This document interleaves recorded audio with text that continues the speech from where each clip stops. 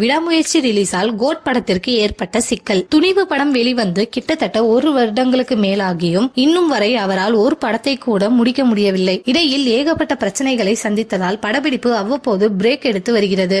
மேலும் இப்படத்தின் படப்பிடிப்பை முடிப்பதற்குள் ஆதிக் ரவிச்சந்திரன் கூட்டணியில் குட் பேட் அக்லி படத்திற்கும் கமிட் ஆகிவிட்டார். இப்படத்தின் படப்பிடிப்பு தற்போது ஹைதராபாத்தில் போய்கொண்டிருக்கிறது. அந்த வகையில் ஜூன் மாதத்தில் முதல் வாரத்திற்குள் முதல் கட்ட படப்பிடிப்பை முடித்துவிட்டு அடுத்ததாக விடாமுயற்சி படப்பிடிப்புக்காக தயாராக போகிறார்.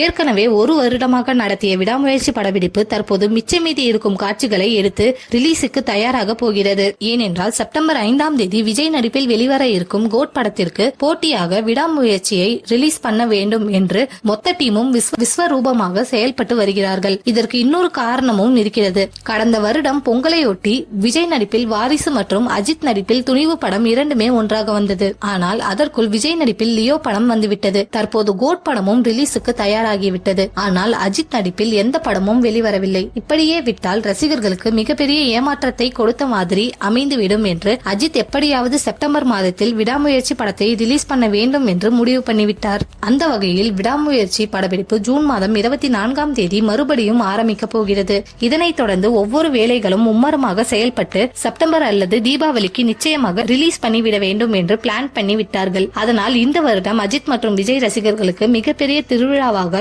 இவர்களுடைய படங்கள் அனைத்து திரையரங்கையும் அலங்கரிக்க போகிறது.